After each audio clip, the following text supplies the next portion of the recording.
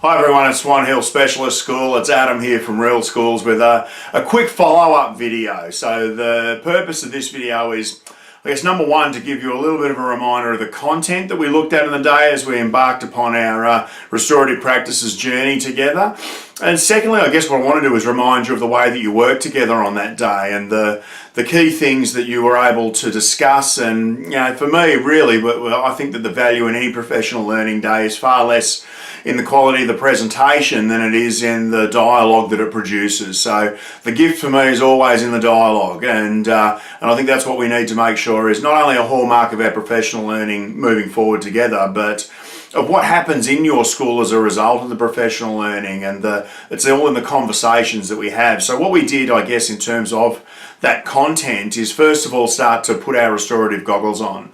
The thing that I love about restorative practice is that it connects so deeply to what for most of us is our purpose of working with young people, and that's to build a place where they can learn a great deal and perhaps also really learn to love learning, and also a place where we can build fantastic citizens together, where we can contribute to that great partnership with parents around building young people who can go out into the world and perhaps be really successful in it, and perhaps also even make their workplace, their community, the world a better place. And sounds a really noble thing, but it starts really informally, doesn't it? So one of the restorative tools or instruments that I want to bring your attention to through this video is that restorative continuum. And that notion that it starts at the very informal end with just asking how you're doing, or indeed how we address a behaviour that's of a really low level, such as dropping a piece of rubbish on the ground. And that what we call at that level is an effective statement. So at the very informal end, we're looking to seize that small opportunity with an investment of perhaps 1 to 3 seconds more of your time, to instead of saying, hey, put that in the bin, that we're going to say, disappoints me to see you do that, it needs to go in the bin. And that key operative word of disappointment sounds so small, yet if we all commit to it collectively, and we know that the best changes in practice happen collectively, then what we can do is gradually teach your young people that their behaviour has an impact on other people, and in the process grow their empathy and creativity, which are really important for them to be able to succeed in the workplace.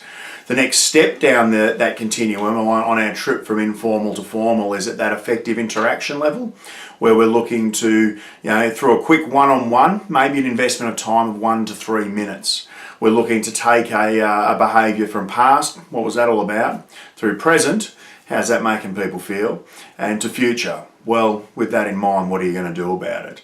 We looked a little further along at along the continuum at the small impromptu conference, which is the notion of what do we do when there's group situations that are a problem, and I talked about my 3 minutes past, 3 minutes present, 3 minutes future, as a method of trying to do that efficiently and trying to dispel that myth that restorative practices can take too long.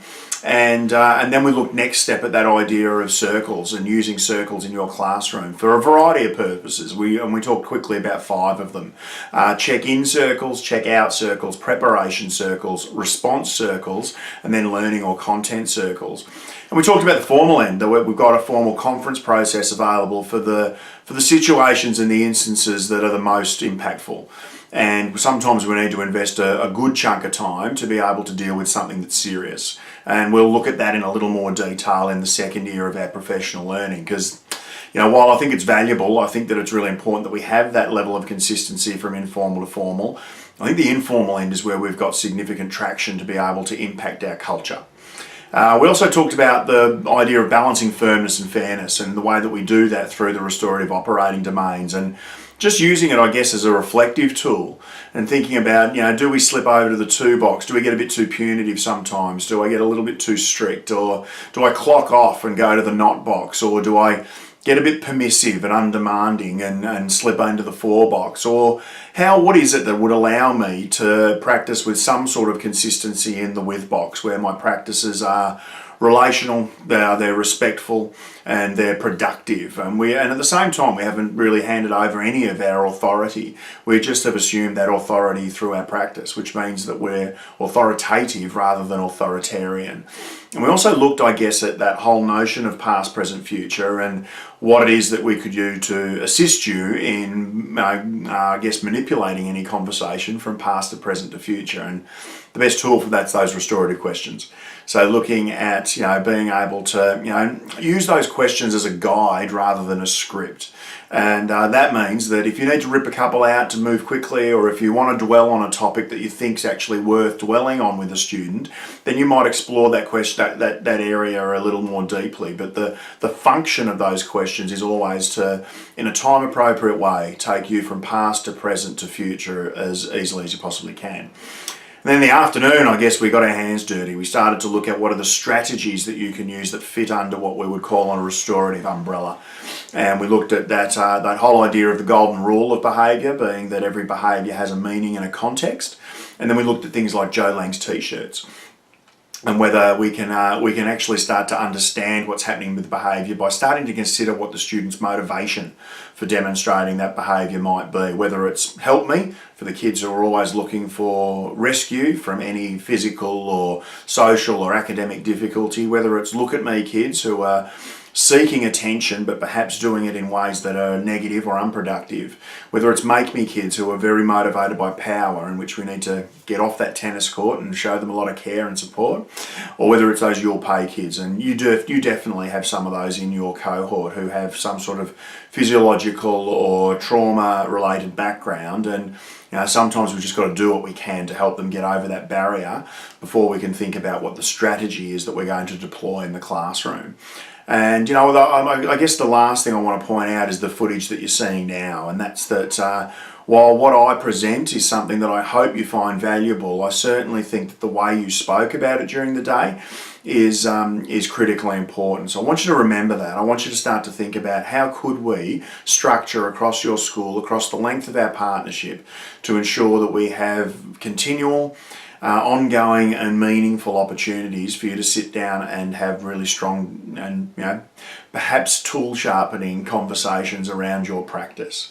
So the end of this video today is, of course, your 15-second commitments to what you're doing to getting the ball rolling around practice enhancement in your school. I just want to finish by saying thanks. I thoroughly enjoyed working with you.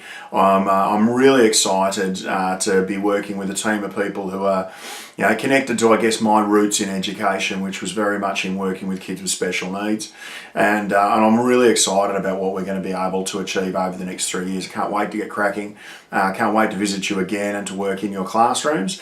And I'll talk to you again very soon. Bye for now. Reflect on my teaching using the 2, 4 and width boxes. I'm going to make sure the how is at the top of my mind. That's what I'm going to take away from today. I'm going to have more discussions with the students in my class and get to know them better. Start using effective, I can't even remember what it is. Statements. With all the students in my class and playground. I recognise that I jump in the 2 box too quickly and try and get back in the width box. What I'm going to help all the staff go through the next 3 years of the journey. I've done this for more than 10 years myself, so I'm looking forward to see where all the staff is at the end of 3 years. Get out of the 2 box and into the width box as well.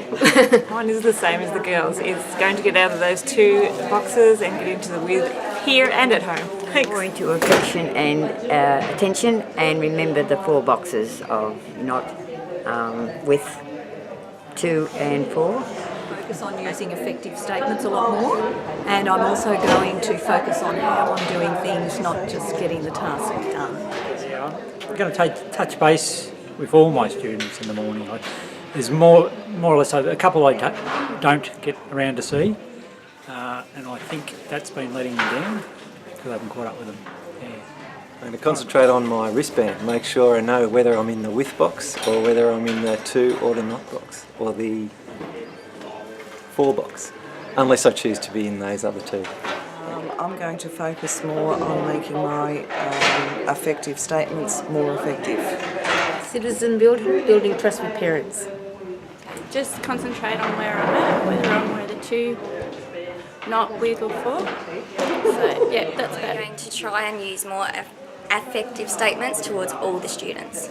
I'm going to spend a couple of minutes at the end of each day mindfully reflecting on what worked really well, what didn't work so well, and what I could do to improve. Use more effective statements in negative situations. I think I do it in positive situations, but I'm going to use them in negative situations. Going to use more effective statements, especially in the little issues, and be more responsive rather than reactive. To use more effective statements, particularly using the emotional language, so that the younger students, because we teach the students who are here for their first year, start to get used to the language and what it will mean. What am I going to do? I'm going to keep going with the fair process. I really think that would work really well with these kids.